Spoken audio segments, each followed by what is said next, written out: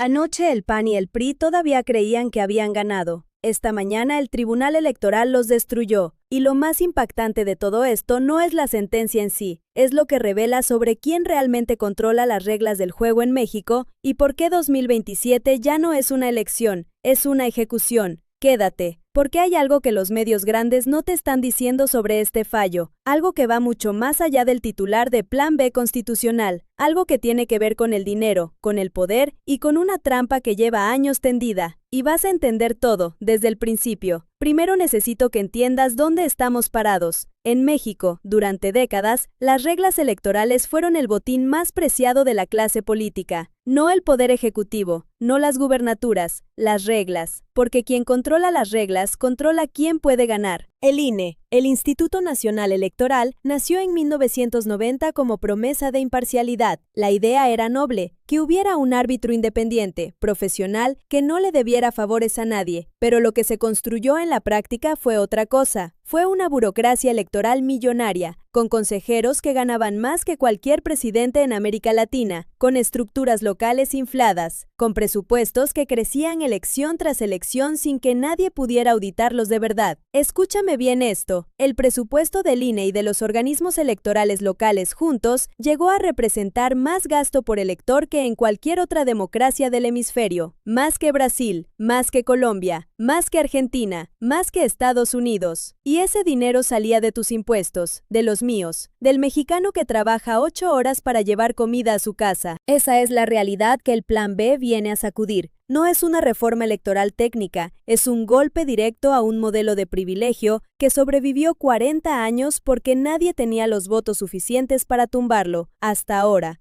No te vayas todavía, porque lo que sigue es la parte que más me impacta de todo esto. Cuando la oposición bloqueó la reforma constitucional de Sheinbaum en la Cámara de Diputados, festejó. Y no festejó con discreción, güey, festejó en cámaras, con declaraciones triunfalistas, con el tono de quien acaba de salvar a México de una dictadura. Creían que habían ganado porque conocían el juego que siempre habían jugado, el juego donde la Constitución es el muro, y si no tienes mayoría calificada, te estrellas contra él. Lo que no entendieron es que no estaban jugando el mismo partido de siempre. El Plan B no necesitaba reforma constitucional. Las leyes secundarias, las leyes reglamentarias, tienen un margen de maniobra enorme si sabes usarlo, y Morena, con su mayoría en ambas cámaras, lo usó. Cambió las leyes que regulan al INE, a los partidos, a los organismos electorales locales, cambió topes salariales, cambió reglas de transparencia financiera, cambió la estructura de los cabildos municipales. Todo eso sin necesitar una sola firma de la oposición. Y esto es lo que el fallo del Tribunal Electoral acaba de certificar, que todo eso fue legal, que el Congreso tenía la facultad, que los argumentos de la oposición, todos, uno por uno, no tenían sustento constitucional. Ahora viene la parte que más me impacta de todo esto, y es la parte del dinero, porque hay un número que necesitas conocer, y necesitas sentirlo, no solo escucharlo. En México hay más de 2,000 municipios, muchos de ellos con poblaciones de 20, 30, 50,000 habitantes, y muchos de esos municipios tenían cabildos con 20, 25 concejales, personas que cobran nómina pública, que tienen seguro, que tienen prestaciones, que en muchos casos no hacen prácticamente nada más que votar lo que el alcalde ya decidió. El Plan B pone un tope, máximo 15 concejales, mínimo 7, y obliga a que el ahorro generado por esa reducción se invierta en obra pública local. ¿Cuánto estamos hablando? Escúchame bien esto. Según proyecciones del propio gobierno, la suma de reducción de nóminas en organismos electorales, topes salariales a funcionarios y reducción de cabildos representa decenas de miles de millones de pesos anuales. Decenas de miles de millones. Eso no es una estadística. Eso es cuántas escuelas, cuántos centros de salud, cuántos kilómetros de carretera. Y eso se estaba yendo, año tras año, al bolsillo de una élite burocrática que aprendió a vivir muy bien del erario público. Ese es el sistema que el Tribunal Electoral acaba de declarar formalmente enterrado. Pero hay un segundo ángulo, y este es el que los medios grandes están ignorando completamente: la transparencia financiera de los partidos. Porque hasta hoy, mis amores, los partidos políticos en México operaban con una opacidad que en cualquier empresa privada se llamaría fraude. recibían financiamiento público por miles de millones y rendían cuentas con informes que nadie podía auditar en tiempo real, con gastos inflados artificialmente, con efectivo que se movía sin dejar rastro claro. El Plan B termina con eso de una manera que me parece brutal en el mejor sentido de la palabra. Todo movimiento financiero de cualquier partido tiene que pasar por un sistema bancario centralizado, monitoreable en tiempo real por el INE y por la Unidad de Inteligencia Financiera. Cualquier ingreso sin origen claro detona una investigación automática, no una denuncia que alguien puede archivar, una investigación automática. ¿Sabes qué significa eso en la práctica? Significa que si un empresario quiere financiar ilegalmente una campaña, ya no puede hacerlo desde las sombras. Significa que si el crimen organizado intenta meter dinero a un partido, eso va a dejar huella. No garantiza la eliminación de la corrupción. Nadie que te diga eso te está siendo honesto, pero la hace mucho más difícil, mucho más cara, mucho más riesgosa. Y luego está la pieza que más aterra a las élites, la que casi nadie está explicando bien: la elección popular de jueces, magistrados y ministros de la Suprema Corte en 2027. Escúchame bien esto, porque aquí está todo.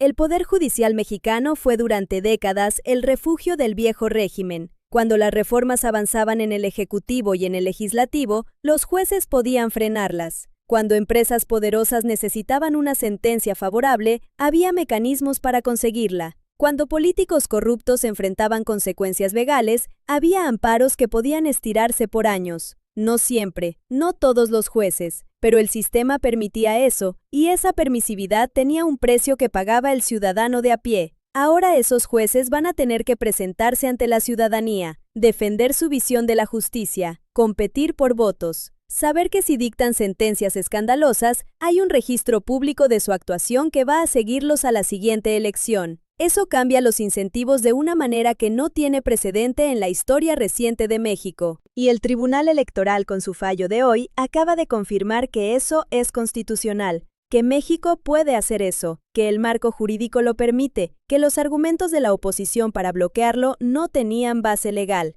Ahora conectemos todo esto con tu vida, porque esto no es solo política de altura, esto te toca directo. Si vives en un municipio pequeño o mediano, la reducción de concejales innecesarios significa que ese dinero debería llegar a tu calle, a tu parque, a tu agua potable, no como promesa, como obligación legal, con rendición de cuentas. Si eres contribuyente, que lo somos todos, el tope salarial significa que ningún funcionario electo puede ganar más que la presidenta. Eso suena a detalle técnico hasta que te das cuenta que había consejeros del INE ganando el triple que ella. Con tu dinero. Si alguna vez has necesitado al sistema judicial y te has estrellado con su lentitud, con su opacidad, con su incapacidad para protegerte cuando eras la parte más débil, la elección popular de jueces es la primera vez en décadas que tienes algo de poder sobre ese sistema. ¿Eso lo resuelve todo? No. El acceso a la justicia en México tiene problemas estructurales que van mucho más allá de quién nombra a los jueces, pero te da una palanca que antes no tenías. En las próximas elecciones, el dato concreto que tienes en las manos es este. En 2027 no solo vas a elegir diputados y gobernadores, vas a elegir jueces, vas a pronunciarte sobre la presidenta, y las reglas bajo las que va a ocurrir todo eso ya no van a poder financiarse con dinero opaco ni administrarse con nóminas infladas. Eso es tuyo, no es de Morena, es tuyo. Ahora necesito ser honesta contigo sobre lo que esto no resuelve, porque sería fácil cerrar este video con un himno de victoria y no sería justo. Lo que el Tribunal Electoral validó hoy es el marco legal, las leyes, el andamiaje, pero una ley que nadie implementa es papel. La pregunta que todavía no tiene respuesta, la pregunta que yo me hago en voz alta y que los próximos meses van a empezar a contestar, es si el gobierno de Sheinbaum tiene la capacidad operativa real de implementar todo esto antes de 2027 sin que algo falle de manera grave. Organizar la elección de jueces es una operación de complejidad sin precedentes en la historia electoral mexicana. Hacer que la transparencia financiera funcione en tiempo real requiere infraestructura técnica que hay que construir, garantizar que los ahorros de los cabildos realmente lleguen a obra pública y no se pierdan en otra burocracia, requiere fiscalización que aún no existe a ese nivel. El fallo de hoy es victoria legal indiscutible. Lo que viene ahora es la prueba de fuego de si esa victoria se convierte en transformación real o en cambio de nombre con los mismos vicios. Déjame en los comentarios lo que piensas, sin filtros, sin diplomacia. ¿Crees que el gobierno tiene la capacidad de implementar todo esto sin que el sistema se les voltee antes de 2027? ¿O esto es un triunfo legal que se va a quedar a medias en la realidad? En el próximo video vamos a entrar en algo que muy pocos están siguiendo de cerca. ¿Qué está pasando dentro del PAN y el PRI después de este fallo? Porque hay conversaciones internas que ya están empezando a filtrarse, y lo que dicen es mucho más revelador que cualquier declaración pública que vas a ver en los próximos días. ¡Hasta la próxima!